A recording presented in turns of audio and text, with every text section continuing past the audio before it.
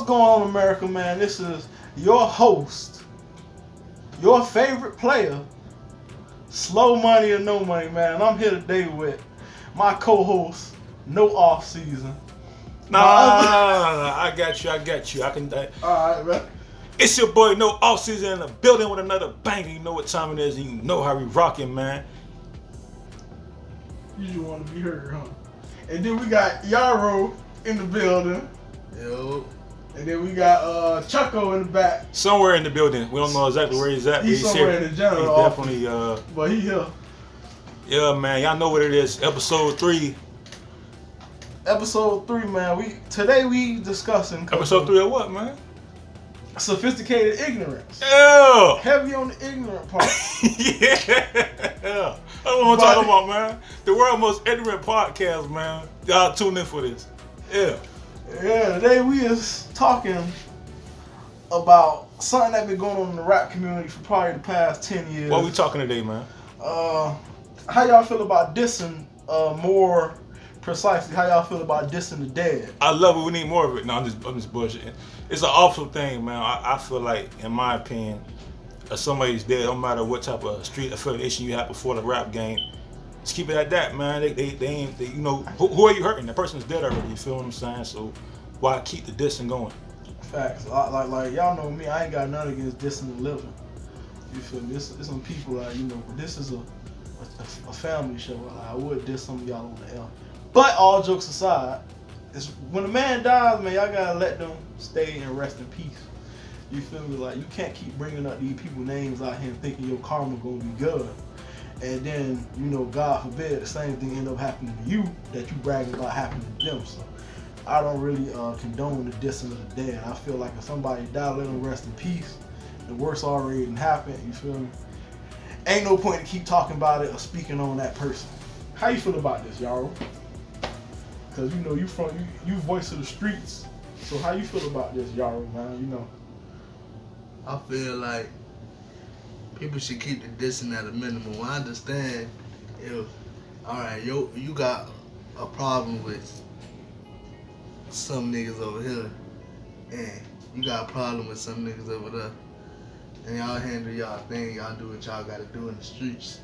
But at the same time, like, once the beef is dead, once the person is dead, like, you know, like I said, the beef is dead. Facts. Like, I'm old school, like, you feel me? I feel like, and the type of dudes I was raised by, it's like, yeah, you got problems with a guy. Once a guy dies, you know, you gotta kind of have some form of humbleness.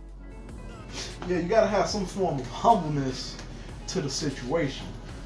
Once a man dies and departs, I feel like you shouldn't even have beef with that man no more. Like, the point been proven.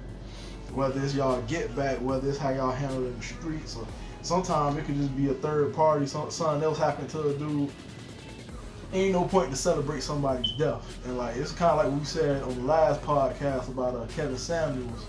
A lot of women was using that as an excuse to kind of celebrate because that man died. You know what I'm saying? At the end of the day, that man had a mother. At the end of the day, that man had a family. You feel me? So it gotta be some form of empathy. You feel me? Like, I feel like that's what's wrong in the streets, is that a lot of dudes seem to forget that what happened to the ops could also happen to them. That's just my opinion on the tape. Now, I'm not a part of the gang culture, so I only have a limited insight on what's going on. You see what I'm saying? So I can only imagine what it's like to lose somebody that's close to you, and then you have somebody else dissing, and then that will make you want to diss the dead too. You feel what I'm saying? You want to go on equal footing as that person. Or you want to kill somebody I'm close to, I'm going to do the same thing, I'm going to brag about it. But in my opinion, that's very demonic, and it's not smart, as well as, like, you see what I'm saying? Like, you kind of self-stitching as well, bro. A lot of people I going... say demonic. Why is it not Because you demonic? understand what comes in the streets. You Yeah, sign up for the streets. I wouldn't say it's demonic. I say like that part of it I kind of You're supposed to understand. understand. But see, that's why I believe it shouldn't even begin at a certain point in the first place, because what happens is your brother die, somebody end up dissing your brother while he dead. Now when the ops die, not even your brother, your homie, or whatever it might be, now when one of the ops die, you're gonna do the same thing just off a reflex. So it's gonna be basically tit for tat every time. So this is my thing. Y'all don't think it's demonic to kill somebody or rejoice at somebody's death I mean, I think to me that's like the most demonic thing you can do. Like you are celebrating. The You U.S. celebrate death all the time. You celebrating the death of somebody. Like that's demonic to me. U.S. government celebrates death. Exactly. Yeah, that's pretty demonic. I mean, we can say that, but it's Everybody like celebrates whenever a terrorist get killed, Who's everybody? Whenever I have never. That Adolf Hitler is off the earth. Look, that's a good I question. had- Is but the I world better don't- without Adolf Hitler? okay, the world's better with a lot of people, but I don't celebrate their death. That's two different things. Yeah, every culture, to a certain extent, celebrates death. Now, is that a good thing or bad thing?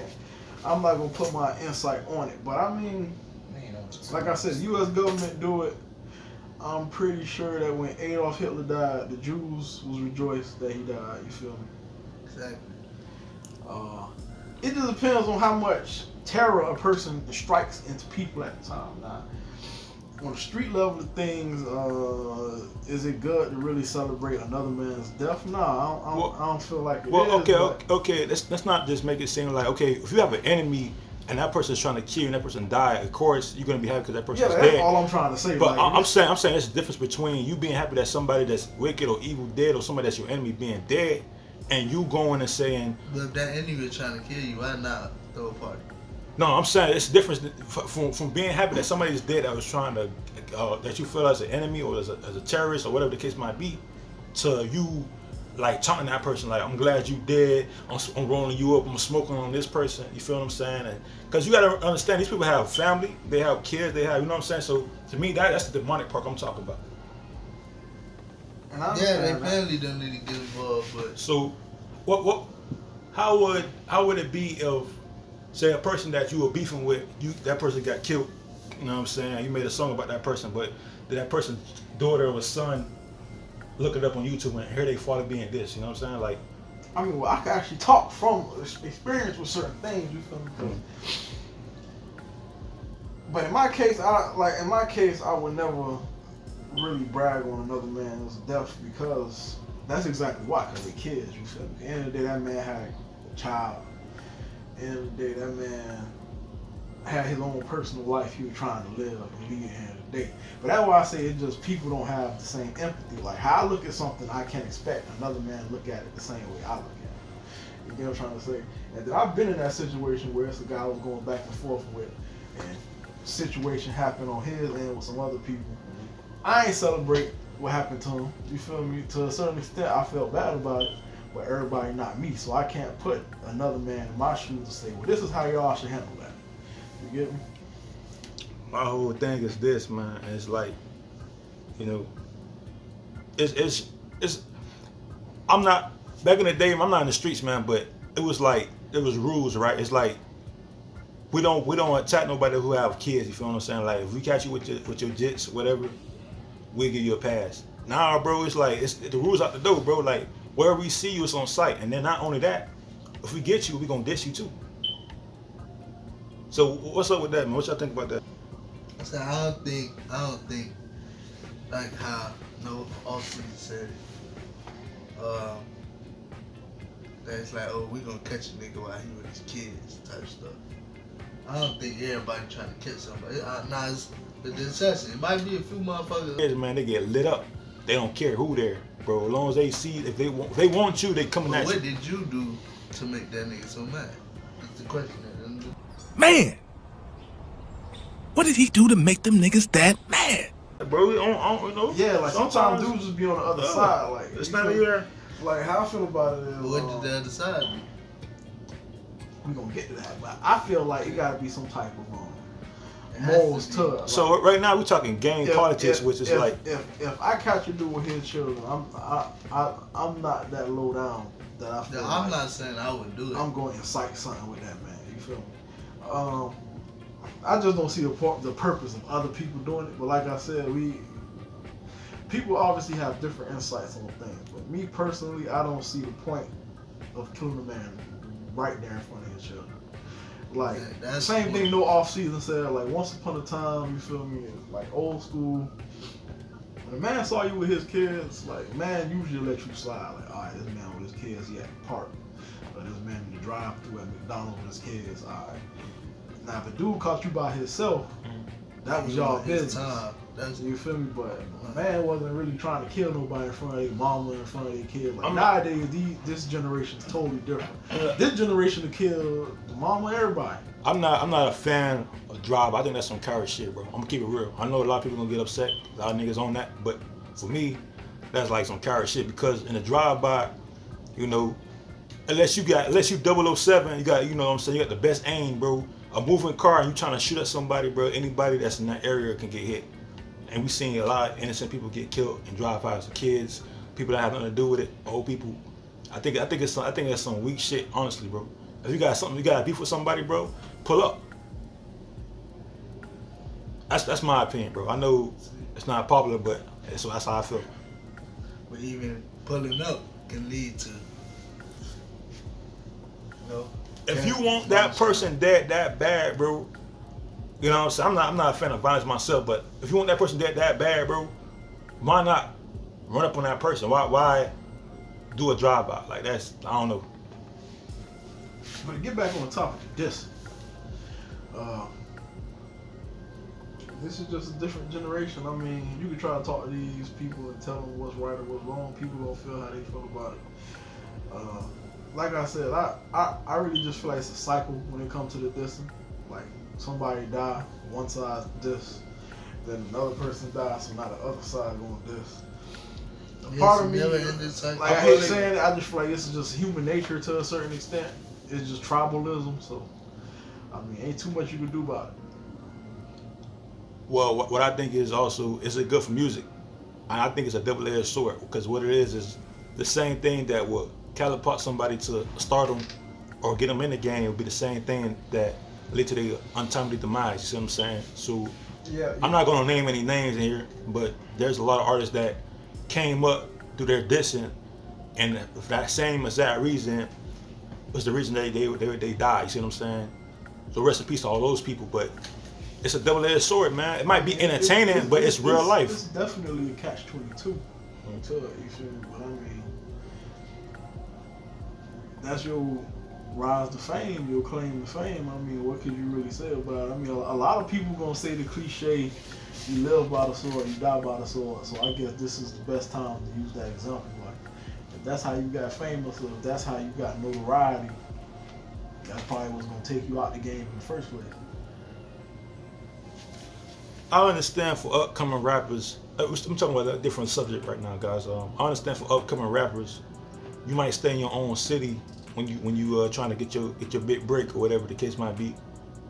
But why, when you got money and your name buzzing, do you stay in that same city you got beef in, bro? I don't get it.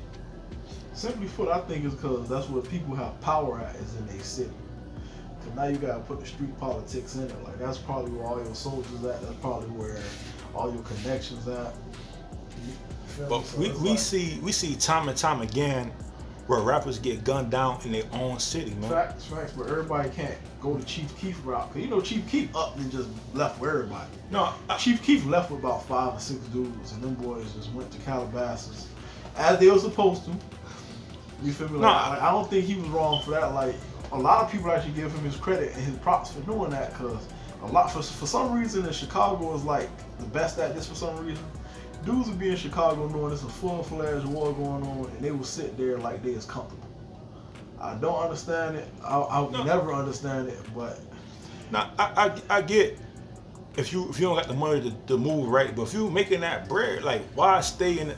I mean, I give you a list of rappers right now, you know what I'm saying, that have died in their hometown from we go back to 03, Soulja Slim, we could go back to Nipsey, we could go to Wavy Navy Pool, or recently Young Dolph. Man, I can keep going, bro. Like it's like what I just said, bro. It's like because of dudes' connections. Like, you have to understand that a lot of these dudes that died in their own town, like you could say Dolph died in his own town. I mean, that's where all of his business was at. Like, you have to look at where people's business at. But a lot of dudes signed people, like all the people that were signed under Dolph was in Memphis. Why stay in the area? So Dolph doesn't just up, leave, and then be unobtainable? I get that you still gotta do business with people. I get that you're comfortable. I get that you're comfortable and you want to have your business in your home. But if you're beefing and you're in the streets, I get you. Why being that? Like, But because everything can't be did over a phone call. Sometimes you can't just up and get everybody to leave with you. That's a bad Especially investment. if that's where your business is at. Like if I have a label, I have to be able to deal with my label in person. Well, you run a risk. Navy situation, I hate to say it, but Miami is like the best city to be at, really. So he was kind of stuck, unless he goes somewhere like Atlanta or somewhere. Bro. Like this is where the action at. You like where dudes gonna go? Somewhere in the middle of Idaho. You feel me? Now, if you get your money up, like, see, Chief Keef did the right thing because he went to a city where there's still action. Like, he can still get his money in LA. Everybody can't go that route. That's all I'm saying. It's like, when they ask, why do dudes stay in their city? And my personal question, I think, is because of business. And then a lot of you dudes still be tied to the streets, whether we hate it or like it. A lot of you dudes still be tied to the streets. And somebody got to collect and get you your money Friday or Saturday. Like, you got to get your money from whoever you invested in. A lot of it be business, bro. You can't do business over the phone. Like that's just the honest first reason. The second reason is because a lot of you dudes think they tough and that they can't be touched. Now, that's what we should be talking about. A lot of you dudes be thinking that they can't get touched and they end up staying in a place they got no business staying. Like, ain't no reason for you to stay in Baton Rouge if you got $1 million. I'm gonna keep on naming out some names, man, because recently Jay Youngin just died in his own time as well, and we could put up FBG Duck. So there's a lot of rappers who get killed in their hometown, man. And to me, I don't care if it's business, I don't care if it's politics, I don't care what it is. If you make enough money to get out of a situation where your life is in danger, I don't see why you don't do it. You right, but like I said, man, like you might end up leaving a certain sad area. And now you gotta do business from 1,000 miles away. Now that's messing up the bottom end. But a lot of you dudes be in cities like I'm not gonna make excuses for everybody. Cause a lot of you dudes be in cities where it ain't really nothing happening but crime. Like dudes that be in parts of Alabama, Mississippi. Like a lot of you dudes be down in places where they ain't got no business staying up. A lot of you dudes just be how I feel about it. They don't want to be known as somebody that up and ran when they made money, or they don't want to be known like they soft. How I look at it, once you make a certain amount of money, it ain't nothing against you leaving Baton Rouge, nothing against you leaving Jackson, Mississippi, nothing against you leaving these little jump out towns. Becoming a boss, man. Yeah, like you gotta get yourself up to a certain level. You gotta move like a boss. Can't be a soldier and a boss. Or then still can't be carrying sticks out here. Exciting. Inciting riots man. And violence, you know. But that's what we got on our third episode of Sophisticated Ignorance. The world's most ignorant podcast, man. I know what it is. The 3 co-hosts. I know how we rock it. Slow Money, No Off Season, and Yaro. And sometimes Chuckle somewhere in the building. Yeah, sometimes he be sweeping up floors. Sometimes he Eating powdered donuts. Yeah, so he. Somewhere in the bathroom just blowing something up, you know what I'm saying? Alright. And that's our episode, folks. Hope y'all enjoy.